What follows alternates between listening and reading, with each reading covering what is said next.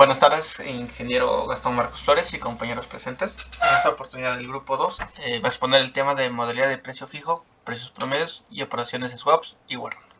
Bueno, el grupo 2 está conformado por los integrantes que son De la Cruz y Nostroza Renzo, Dionisio Colqui Fernando, Escobar Vargas Tania, Espinosa Quispe Matías, Hilarión Ortega Alexander, Nostrocio Sores Roy, Guamán Cunyas Laveriano, Guamán Hinojo Joel, Guamán Lázaro Fran, Ildefonso González Percy, mi persona Jara Soaman César y Macuri Bejarano Brian.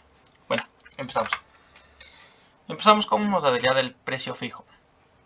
Empezamos. Cobertura de precio fijo. Es un instrumento que permite que el operador de cobertura, a menudo un minero o un consumidor de metales, fije el precio futuro de un producto durante un periodo largo, a veces hasta de varios años.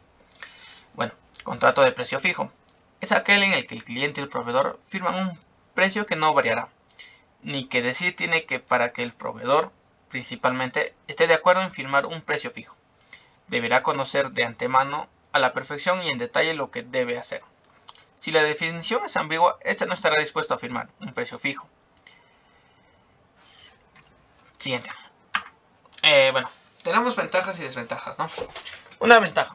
Implica menos trabajo de gestión para el comprador una vez redactado el alcance del proyecto. Pero como desventaja, el comprador deberá realizar más trabajo para redactar el alcance del trabajo. Otra ventaja, el vendedor se ve incentivado para reducir los costes, aumentando así su beneficio. Y como desventaja tenemos un trabajo subcontratado mediante este tipo de contrato puede resultar finalmente más caro si el alcance está poco claro, ya que el vendedor incluirá contingencias por riesgo. Ventajas. Es un contrato muy habitual y conocido que cualquiera está dispuesto a firmar. Y desventajas. Si el comprador negocia un precio fuerte a la baja, el vendedor buscará beneficios en orden de cambio. Ahora, modalidad del precio promedio. Definición. Como su nombre lo indica, el costo promedio representa la media aritmética o promedio obtenida de dividir el importe acumulado de la compra de una mercancía entre el número de artículos adquiridos. Con este método se evalúa el costo de lo vendido al precio unitario del inventario final. El costo promedio tiene dos modalidades: costo promedio ponderado y el costo promedio móvil, que lo vamos a ver a continuación. Método de costo promedio ponderado. Su propósito: determinar un promedio de costo de las distintas unidades compradas. Ventajas: se adopta mejor a las industrias que tienen constantes cambios de precios. Presenta una utilidad razonable ya que promedia costos antiguos a actuales. Pero como desventajas tenemos: no permite llevar un control detallado del costo de la mercancía entrante con la saliente. Ahora, teóricamente es ilógico porque se basa en la idea de que las ventas se realizan en proporción a las compras y que el promedio ponderado es afectado por el inventario inicial, las primeras y las últimas adquisiciones, lo que puede ocasionar un retraso entre los costos de compra y la evaluación del inventario, pues los costos iniciales pueden llegar a influir tanto a más que los costos finales. Y bueno, para determinar el costo promedio aritmético se tiene una secuencia. 1. Se suman las unidades de que se ha dispuesto en el periodo, es decir, el saldo inicial más los comprados, después de deducir las devaluaciones. 2. Se suman los respectivos costos. Y 3. Se divide el costo total entre el total de las unidades. Y como podemos ver, la ecuación está en la parte inferior. Costo promedio móvil. El promedio móvil es un indicador de tendencia que se usa para realizar análisis de anteriores con la finalidad de formar una serie de medidas que provengan de diversos subconjuntos de datos de precios. Por lo tanto, tienen la capacidad de examinar las medidas de precios que disminuyen en un periodo de tiempo. Se deben combinar medidas a corto y a largo plazo. Bueno, las clasificaciones de los promedios móviles. Tenemos promedio móvil simple y el promedio móvil ponderado. Vamos a ver primero unas ventajas y desventajas antes de pasar a las clasificaciones. Ventaja: permite la aproximación del futuro, lo que puede llegar a facilitar la toma de decisiones, pero como desventajas tenemos que solamente puede llegar a pronosticar un periodo más. Llegado a ese periodo tenemos que realizar nuevamente el promedio para pronosticar un periodo más, ¿no? Ventaja: los pronósticos planificados tienen mucho más valor y exactitud que los que son intuitivos. Y como desventaja suelen ser simplificaciones reales y no garantizan las variaciones influyentes en el futuro de los pronósticos que se encuentran incluidos en el modelo de dicho pronóstico. Y bueno, operaciones de swaps.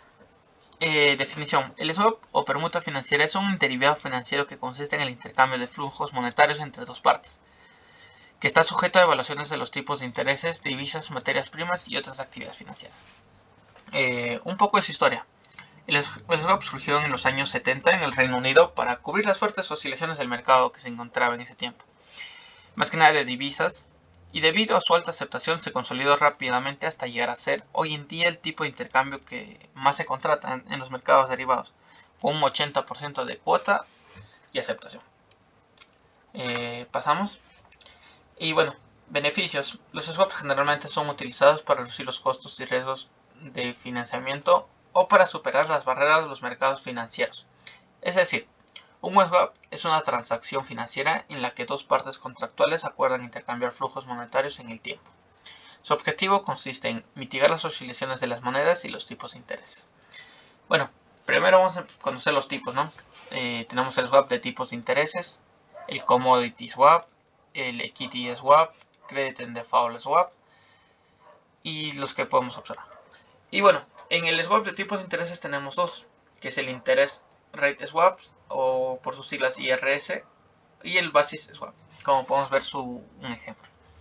Bueno, le doy el paso a mi compañero que continuará con la exposición. Prosiguiendo con la exposición, tipos de riesgo. Riesgo de mercado. Se entiende como riesgo de mercado la contingencia de pérdida o ganancia por la variación del valor del mercado, frente al riesgo en la valoración del portafolio del inversionista, producto de cambios en las condiciones del mercado, incluidas las variaciones de tasas de interés o tasas de cambio. Riesgo de solvencia. Se entiende como riesgo de solvencia la contingencia de pérdida por el deterioro de la estructura financiera del emisor o garante de un título valor, que pueda generar disminución en el valor de la inversión o en la capacidad de pago, total o parcial, de los rendimientos o del capital de inversión. Riesgo de liquidez. Este riesgo considera la necesidad del tenedor de título valor de hacer líquido un título de largo plazo, originando una posible pérdida o ganancia.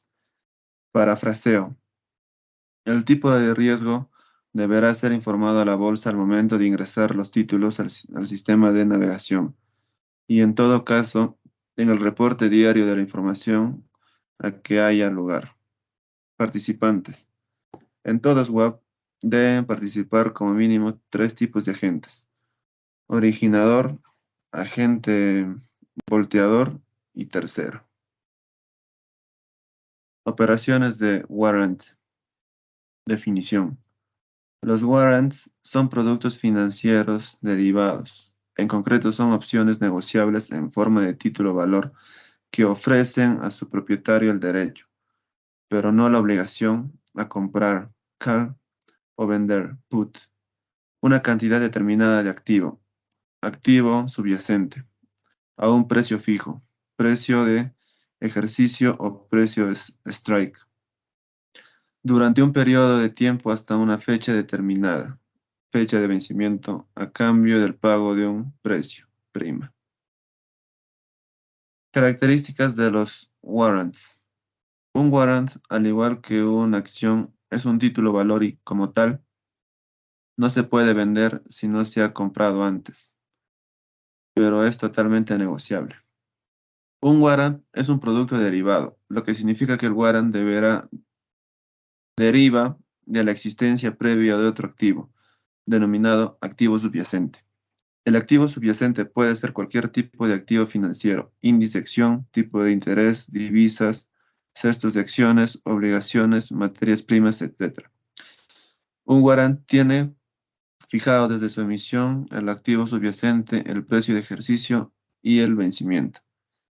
Al comprar un warrant se adquiere el derecho, no la obligación, a comprar o vender el activo subyacente.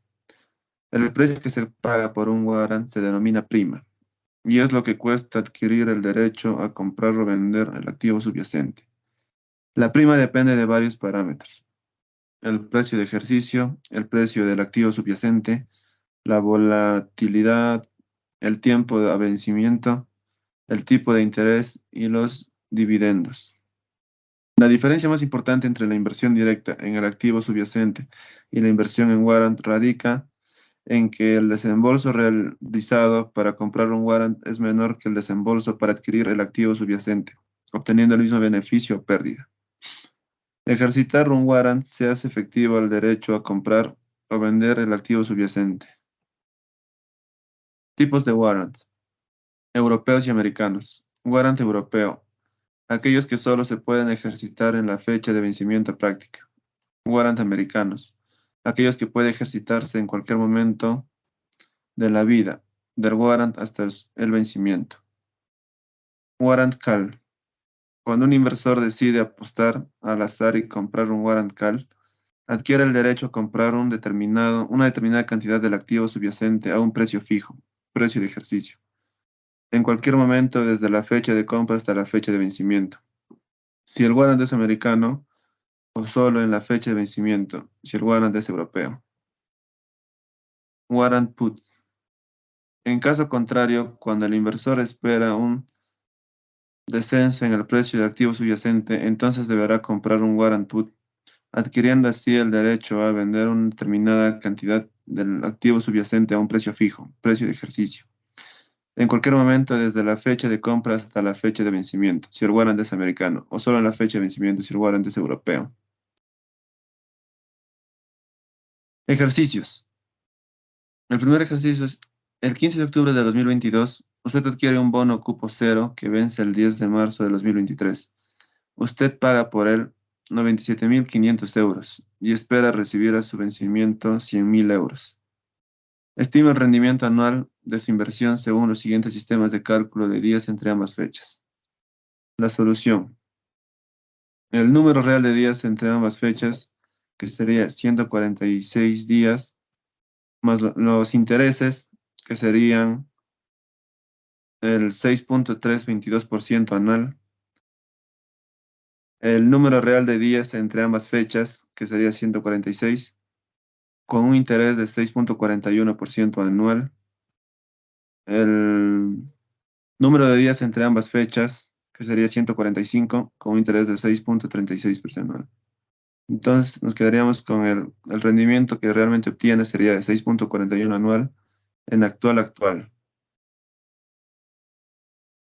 Una sociedad tiene un activo financiero con un tipo de interés variable indexado a un LIBOR a 6 meses por 250 millones de dólares y desea garantizarse un tipo mínimo de rendimiento del 8.25%.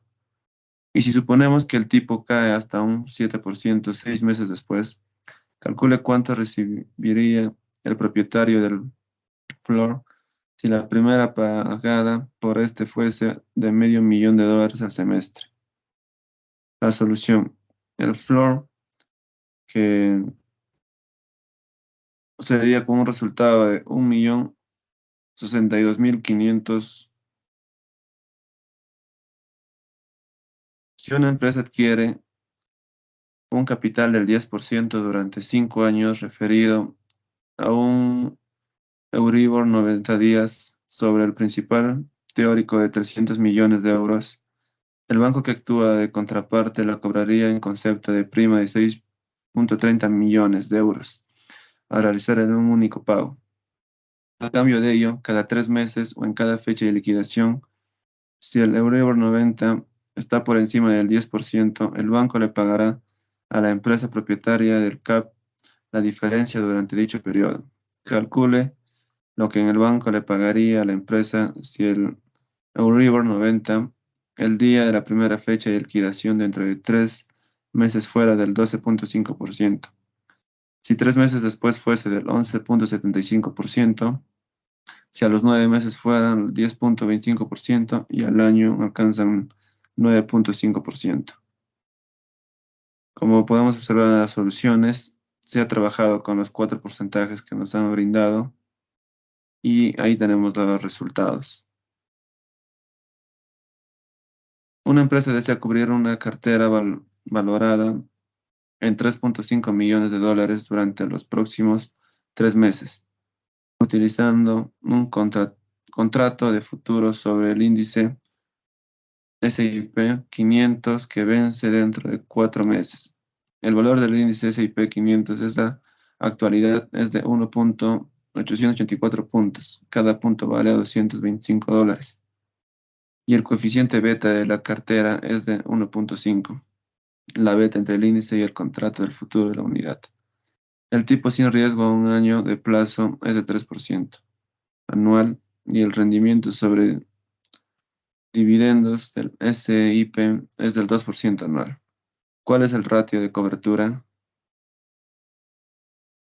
Si tenemos el valor nominal de la cartera, que es de 3.500.000, valor del contrato a futuros a 4 meses, teniendo toda la resolución, el ratio de cobertura sería en 12 cuotas. Eso sería todo, le paso a mi compañero.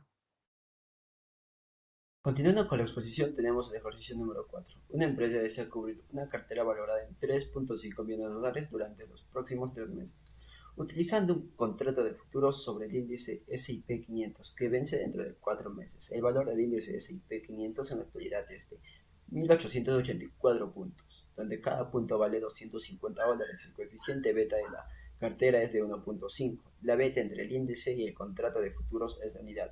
El tipo sin riesgo a un año de plazo es de 3% anual y el rendimiento sobre dividendos del S&P es del 2% anual.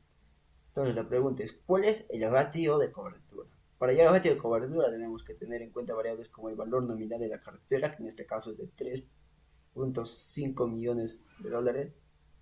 Luego la variable del valor del contrato a futuros a 4 meses, que después de los procesos matemáticos tenemos como resultado que es 1890.26 puntos por $250 por punto. Y finalmente, el factor beta.